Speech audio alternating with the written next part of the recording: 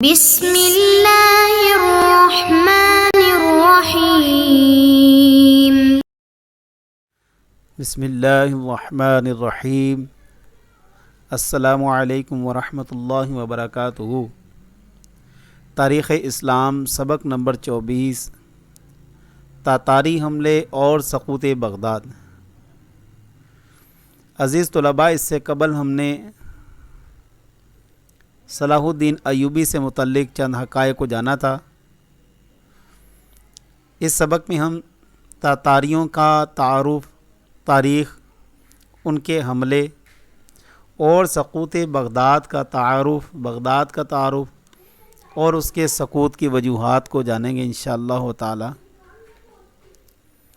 اگر تاتاریوں کے تعارف کی بات کی جائے تو یہ ایک منگولوں کا خاص قبیلہ تھا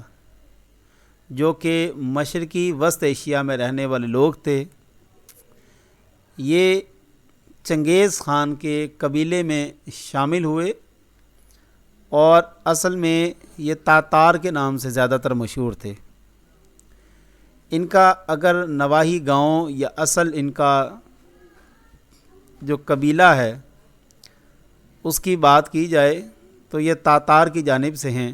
جو کہ مشرقی وسط میں واقع ہے۔ آج کل اگر ان کا مسکن دیکھا جائے تو وہ ترکستان بنتا ہے، جس میں تاتاریوں نے باقاعدہ اپنا قبضہ جما لیا اور مزید وہاں پر اپنی نسل کو آگے بڑھایا۔ یہ منگولوں کا وہ قبیلہ تھا کہ جہاں سے آپ یوں سمجھ لیجئے کہ منگولوں کی پہچان شروع ہوئی ہے۔ اس سے پہلے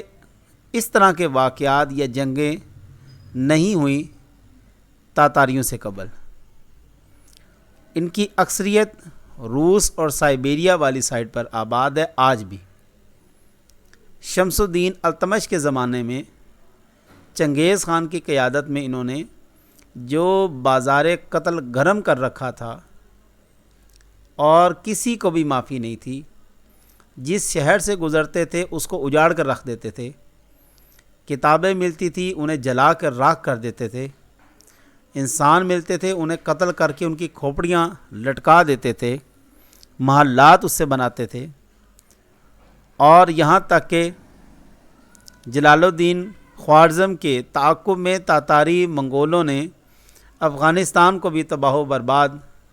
کرتے ہوئے پشاور تک پہنچے۔ یہ چونکہ جلال الدین سلطنت کا بادشاہ تھا اور تاتاریوں کے حملے سے یہ خود تو بچ نکلا، لیکن اس کی رعایا میں سے کوئی نہیں بچا۔ رعایا کو اس نے بالکل ہی تاتاریوں نے نیست و نابود کر کے رکھ دیا۔ اگر تاریخ بغداد کو دیکھا جائے تو یہ ہم سب جانتے ہیں کہ بغداد کی وہی حیثیت تھی جو آج کل واشنگٹن ڈی سی کی حیثیت ہے۔ گویا یہ عروس البلاد جو ہے ہمارا بغداد، یہ کسی دور میں علم کا، سلطنت کا، خلافت کا، ہر چیز کا ایک مرکز اور مسکن سمجھا جاتا تھا۔ گویا ہارون الرشید اور مامون الرشید جیسے طاقتور سلاطین کا، حکمرانوں کا یہ مسکن تھا اور مرکز تھا، اور بغداد سے ہی بیٹھ کر وہ پوری دنیا پر حکومت کرتے تھے۔ اور اسی لیے بغداد ہی امریکہ کو چبھا اور اس نے وہیں پر حملے کر کے دیکھیں اس کو راکھ کر دیا، وگرنہ بغداد کی اب وہ حیثیت تو نہیں رہ گئی تھی، لیکن چونکہ پچھلے زخم تازہ ہو جاتے تھے تو انہوں نے بغداد کو، عراق کو، ایران کو، شام کو، مصر کو، ان تمام اسلامی ممالک کو جن کی تاریخ ہے، ایک ہسٹری ہے، ان سب کو تباہ و برباد کر دیا۔ آج اگرچہ موجود ہے بغداد، لیکن اس کنڈیشن میں نہیں ہے جس میں کسی دور میں یہ ہوا کرتا تھا۔ اور اس میں بڑا ایک دلچسپ واقعہ ہے کہ ہارون الرشید کی سلطنت کا عالم آپ یہاں سے لگا لیں کہ کچھ عرصہ قحط سالی ہو گئی اور بادل نمودار ہوئے تو یہ اس بادل کے پیچھے چل پڑا اور انتظار کرتا رہا، جب دور سے آ رہے تھے کہ یہ بادل آئے گا اور میرے ہاں برسے گا، لیکن وہ بادل کا ٹکڑا آگے چلا گیا۔ یہاں پر ہارون الرشید نے انتہائی وہ ایک جملے بڑا خوبصورت بولا، اس نے بادلوں کو مخاطب کیا اور کہا کہ اچھا تمہاری مرضی ہے، نہ برسو میری زمین پر، لیکن جہاں بھی تم برسو گے خراج تو مجھے ہی آئے گا۔ گویا اس قدر وسیع سلطنت کے یہ مالک تھے ہارون الرشید اور مامون الرشید، تو ان کا مرکز، ان کا دارالخلافہ، دارالحکومت، ان کا ہیڈ جو سب کچھ تھا وہ بغداد تھا۔ اور علمی حیثیت سے بھی اور ادبی حیثیت سے بھی ہم بغداد کی تاریخ کو جانتے ہیں۔ بغداد چونکہ علم کا مرکز رہا ہے، فنون کا گہوارہ رہا ہے، یہاں پر بڑی بڑی شخصیات پیدا ہوئی ہیں، لیکن عباسی خلفاء اور ان کی سلطنت کا زوال کا اثر بغداد پر ہی پڑا۔ میں پھر وہی بات کر رہا ہوں کہ بغداد شروع سے چونکہ مرکز رہا ہے مسلمانوں کا، تو بعد میں آ کر سب نے اسی پر غصہ نکالا، لیکن فروری 1258 میں منگول سردار ہلاکو خاندان نے، ہلاکو سلطنت نے سلطنت عباسیہ کے آخری تاجدار معتصم باللہ کو شکست دے کر قتل کر ڈالا، اور بغداد کا وہ حشر کیا کہ جس کی تاریخ میں کوئی ایسی وحشیانہ مثال نہیں ملتی۔ اگر آپ اس کا بغور مطالعہ کریں تو آپ یقین کریں مورخین لکھتے ہوئے روئے ہیں کہ اس قدر وحشیانہ قتل عام تقریباً 20 لاکھ کی آبادی میں سے 15 لاکھ کے لگ بھگ اس قتل عام کی بھینٹ چڑھے۔ کتب خانے جلا دیے گئے، علماء اور دانشور تہ و تیغ کر دیے گئے، علم و تہذیب کی نشانات تک مٹا دیے گئے، یہاں تک کہ نہروں میں کتنے دن سیاہی چلتی رہی، خون چلتا رہا، اس قدر قتل عام کیا گیا۔ حضرت امام اعظم ابو حنیفہ اور حضرت عبدالقادر جیلانی، جنہیں ہم غوث الاعظم کے نام سے بھی جانتے ہیں، یہ بھی اسی حصے کا، اسی بغداد کا حصہ ہیں، اور 1401 میں اسے امیر تیمور لنگ کے یلغار کا سامنا کرنا پڑا اور اس نے بھی بغداد پر قبضہ کیا، اور اس کے بعد اس نے بھی قتل و غارت شروع کر دی اور بغداد کی ایک بڑی آبادی کا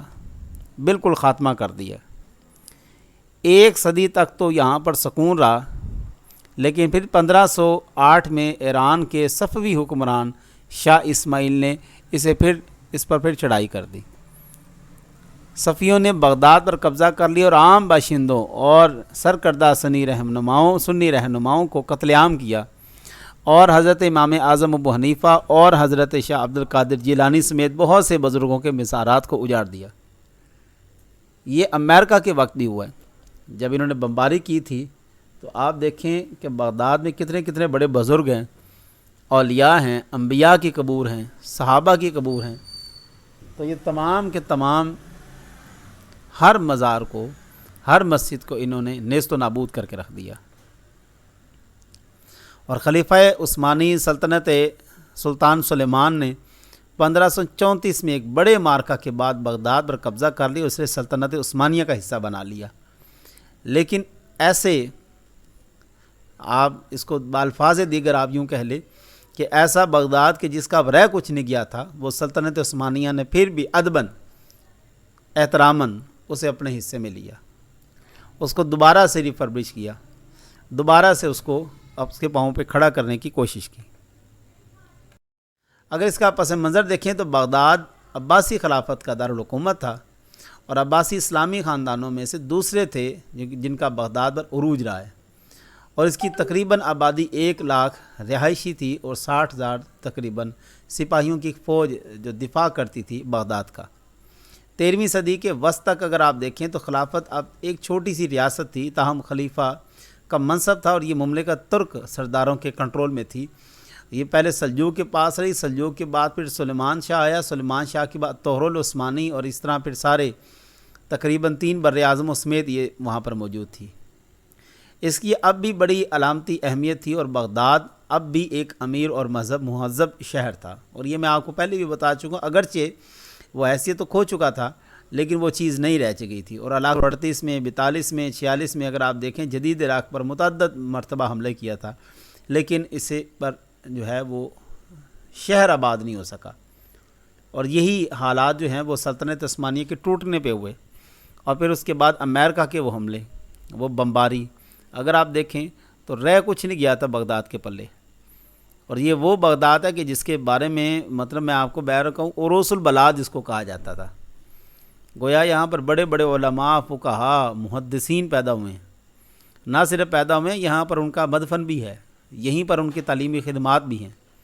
شیخ عبد القادر جیلانی جیسے، امام اعظم حنیفہ جیسے، صحابہ جیسے بڑے بڑے یہاں پر مجاہدین آئے ہیں اور رہے ہیں۔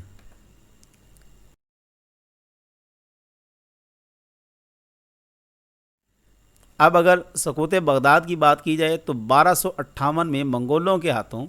بغداد کی تباہی اور خلافت عباسیہ کا خاتمہ ہوتا ہے، اور سقوط بغداد کے نام سے اس کو یاد کیا جاتا ہے۔ جس طرح آپ سقوط ڈھاکہ کے نام سے، ڈھاکہ کو جب یہ بنگلہ دیش الگ ہوا پاکستان سے تو آپ اس کو سقوط ڈھاکہ کے نام سے یاد کرتے ہیں، اسی طرح یہاں پر سقوط بغداد ہے۔ اور یہ 1258 میں جب سلطنت عثمانیہ جو ہے ابھی غالباً قائم تھی، اس کے بعد سلطنت عثمانیہ قائم ہوئی، عباسی ختم ہوئی ہے تو سلطنت عثمانیہ جو ہے سلجوق کے بعد عثمانی پھر آئے ہیں، عثمانی تو پھر ابھی جا کے ختم ہوئے۔ بغداد کا محاصرہ جو کہ 1258 میں ہوا، اور ایک حملہ ایسا حملہ تھا جو میں پہلے عرض کر چکا ہوں کہ منگولوں کے پاس رحم دلی کی کوئی بھی ایک لائن بھی نہیں تھی، ایک نقطہ بھی نہیں تھا۔ گویا اگر کو 20 لاکھ آبادی تو 15 لاکھ انہوں نے قتل عام کیا، اور ان کا ہدف یہی ہوتا تھا کہ اس شہر کو تباہ کر دیا جائے جس شہر میں وہ جاتے تھے، وہ شہر آباد کرنے نہیں آئے تھے۔ ہلاکو خان کو اگر دیکھا جائے تو اس کی قیادت میں منگول افواج نے خلافت عباسیہ کے دارالحکومت بغداد کا محاصرہ کر کے شہر فتح کر لیا،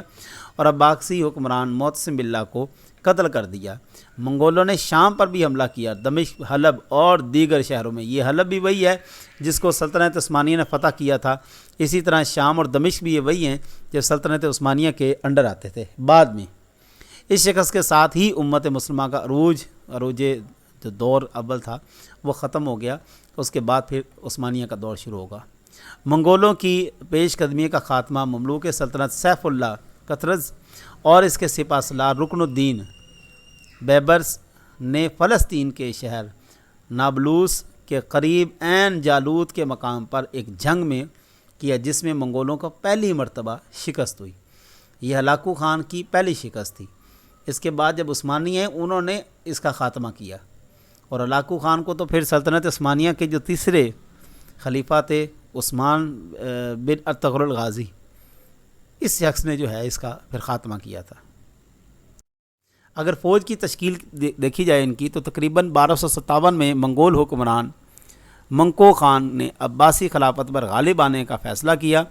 اور یہ جان کر کے بغداد کا علاقہ ایک بڑا اور مرکزی علاقہ تھا، اس نے ایک بڑی فوج تشکیل دی۔ اب چونکہ یہ مین فوج تھی اور اس کو مین علاقہ تھا، اور اس کو اس طرح فتح نہیں کیا جانا تھا جس طرح عام چھوٹے چھوٹے علاقے فتح کیے جاتے ہیں۔ باقاعدہ اس پر فوج کشی کی گئی، باقاعدہ اس کا محاصرہ کیا گیا، باقاعدہ اس کی پوری پلاننگ ہوئی، اور اس کے لیے ایک بڑی فوج کا اس نے انتظام کیا۔ بلکہ یہاں تک ہے کہ یہ ایک ایسی فوج تھی جو منگولوں کی جانب سے سب سے بڑی فوج کہلائی، جس کی تعداد 1,50,000 پر مشتمل تھی۔ آپ اندازہ لگائیں 1,50,000 فوجی جو ہے وہ نہتے شہریوں پر جب اتریں گے تو اس کا کیا عالم ہوگا۔ وہ تو ایسے ہی ہے جیسے آپ بھونسا دیکھتے ہیں، جب توڑی جسے ہم کہتے ہیں وہ توڑی بن کے رہ جاتی ہے اور کچھ بھی پیچھے نہیں رہتا۔ نومبر 1257 میں ہلاکو خان میں چینی کمانڈر کان گواکی کمان میں انہوں نے بغداد کی طرف کوچ کیا، جس میں مختلف مسیحی افواج کا ایک بڑا دستہ بھی شامل تھا۔ ان میں سے ایک بڑا حصہ، اب چونکہ یہ جو چبن ہے وہ اصل میں مسیحی اور جیوش کو تھی، مسلمانوں کی، جس کا نتیجہ آپ دیکھیں سلطنت عثمانیہ کے توڑنے پہ بھی انگریز جو مسیحی ہیں اور جو خاص طور پر جیوش ہیں ان کو ہے، جس کی درج یروشلم سے سٹارٹ ہوتی ہے۔ تو یہ ہلاکو خان کے ساتھ بھی مل کر انہوں نے یہی کام کیے ہیں۔ اپنے دارالحکومت کو جو ہے وہ اس میں وہاں پر بنا کر اس میں جلال الدین کو باقاعدہ انہوں نے یہاں پر شکست دے کر فتح کیا، اور وہاں پر دوسرا آرمینیا کی فوج آئی، اپنے بادشاہ کی قیادت میں تھی، اور سلطنت انطاکیہ سے کچھ فرانسیسی دستے منگوائے، مطلب ایک ایسی فوج بنائی کہ جس کا مقصد یہ تھا کہ مسلمانوں کو اب چھوڑا نہ جائے، ان کو پاش کر دیا جائے۔ اور آپ دیکھیں تاریخ گواہ ہے پھر اس بات کی، ہلاکو خان نے پھر جتنی بڑی فوج لے کر سامنے اترا، یہ فوج تو آ کے سلطنت عثمانیہ میں اس کا زور ٹوٹا، کیونکہ عثمانی جو ہے وہ نئے ابھی عروج پر اٹھ رہے تھے، اور ان میں بڑا بلڈ آف جہاد تھا، وہ تو ان کا تو بنا ہی وہ فولاد تھے۔ انہوں نے آ کے پھر یہ ان تاتاریوں کو، منگولوں کو اور ہلاکو خان کو، ان سب کو جو ہے وہ ناکو چنے چبوائے، لیکن اس سے پہلے جو ہے اس قدر عیاش ہو چکے تھے وہ لوگ کہ وہ اس کا سامنا ہی نہیں کر پائے۔ اگر معاشرے کی بات کی جائے تو معاشرے سے پہلے ہلاکو خان نے بآسانی لڑ کر جو ہے وہ شہر کو تباہ کر ڈالا، اور اس کی دہشت جو تھی وہ وحشیانہ، میں آپ سے پہلے بھی عرض کر چکا ہوں۔ 56 میں ایک لڑائی کے بغیر اپنے ناقابل تسخیر گڑھ قلعۃ الموت میں ہتھیار ڈال دیے، پھر وہ بغداد چلا گیا، اور منکو خان جو کہ ایک چائنیز اس کا کمانڈر تھا، اپنے بھائی کو حکم دیا کہ وہ خلافت چھوڑ دیں اگر وہ منگولوں کی فرما برداری قبول کرتے ہیں تو ان کو کچھ بھی نہیں کیا جائے گا، لیکن ایسی توقع کی نہیں جا سکتی منگولوں سے۔ لہٰذا کیا کیا، بغداد کے قریب ہلاکو خان نے ہتھیار ڈالنے کا مطالبہ کیا، لیکن خلیفہ نے چونکہ انکار کر دیا، وہ اس وقت خلافت کے منصب پر فائز تھا، لیکن اس کی طاقت جو ہے وہ ختم ہو چکی تھی، وہ زوال کی طرف تھا۔ اب اس کی کئی وجوہات ہیں، حملے کی تیاری نہیں کی، ناکامی ہوئی، کوئی پلاننگ نہیں تھی، ہر چیز کو آسانی سے لے گئے، وہ سمجھ رہے تھے ہم خلیفہ ہیں تو بس ساری دنیا ہمارے ساتھ ہیں، ایسا نہیں ہوتا۔ اب چینی دستے نے 29 جنوری کو شہر کا محاصرہ شروع کیا۔ یہ جنگ محاصرے کے معیار کے مطابق بہت تیز تھی، یعنی کہ 5 فروری کو منگولوں نے دیوار کا کنٹرول لے لیا، اور موسم نے گفت و شنید کی کوشش کی، لیکن اس کا انکار کر دیا گیا اور اس کو پھر قتل کر دیا گیا۔ اگر آپ تباہی کی دیکھیں تو بیت الحکمہ اور بے شمار قیمتی تاریخی دستاویزات، طب سے لے کر علم الفلکیات، علم ریاضیات، سائنسیات، یہ تمام علوم جس کو ہم پہلے لیکچر میں تیسرے چوتھے لیکچر میں ڈسکس کر چکے ہیں کہ یہاں پر اسلامی جو ہے وہ تاریخ ہے ایک بہت بڑی، وہ تمام کی تمام چیزیں انہیں وہ وحشیانہ لوگ ہیں، انہیں سے کیا کنسرن ہے، تو انہوں نے کسی چیز کو بھی نہیں چھوڑا پھر۔ اور زندہ باد جانے والے کو کہا گیا کہ دریائے دجلہ کے پانی کے اس کتب کی سیاہی کے ساتھ سیاہ پڑ گیا، یعنی کہ اتنی تعداد میں انہوں نے کتاب اس میں پھینک دی۔ اب چونکہ پہلے لوگ جو ہے وہ دوات سے لکھا کرتے تھے، تو وہ ظاہری بات ہے جب پانی میں جائے گی تو وہ ختم ہو جائے گی، سیاہی گھل جائے گی، تو وہ تمام کی تمام کتب جب ڈالیں تو دریائے دجلہ جو تھا وہ کالا سیاہ ہو گیا۔ نہ صرف یہ مگر کئی دنوں تک اس کا پانی سائنسدانوں اور فلسفیوں کے خون سے سرخ رہا۔ شہریوں نے فرار ہونے کی کوشش کی، مگر منگول سپاہیوں نے کسی کو بھی نہیں چھوڑا۔ 90,000 کے قریب، یعنی کہ 1 لاکھ کے قریب آپ دیکھیں کہ لوگوں کا قتل عام کیا گیا۔ خلاصہ سبق اگر دیکھا جائے تو اس سبق سے معلوم ہوتا ہے کہ بغداد کا شہر جو ہے وہ علم کا اور سلاطین کا مرکز رہا ہے۔ سقوط بغداد صرف حکمرانوں کی لاپرواہی، سستی اور کاہلی کا نتیجہ ہے۔ اسی طرح تاتاروں نے جو تباہی مچائی تھی تاریخی میں، ایسا دور کہیں پہ بھی آپ ایک مل سکتا ہے، لیکن وہ بھی اس قدر نہیں ہے یورپین اگر آپ تاریخ پڑھیں تو اس میں آپ کو تھوڑا سا معلوم ہوتا ہے، لیکن یہاں پر وہ بھی چیز نہیں ہے۔ اسی طرح منگولوں نے تاریخ میں ایسی درندگی اور حیوانیت کا مظاہرہ کیا جس کی مثال ملنا ناممکن ہے۔ منگولوں نے جس شہر پہ حملہ کیا اسے اجاڑ کے رکھ دیا، وہ شہر دوبارہ پھر آباد نہیں انہوں نے کیا، بعد میں لوگوں نے آباد کیا، لیکن ان کا کوئی مقصد نہیں تھا، ان کا کوئی تعلق ہی نہیں تھا اس چیز سے۔ عزیز طلباء، یہ تھوڑا سا سقوط بغداد کا مطالعہ تھا، تاریخ تھی منگولوں کی، تاتاریوں کی۔ امید ہے آپ اور ہم نیکسٹ لیکچر میں ملیں گے انشاءاللہ تعالی۔ اپنی دعا میں یاد رکھیے گا۔ جزاک اللہ، اللہ حافظ۔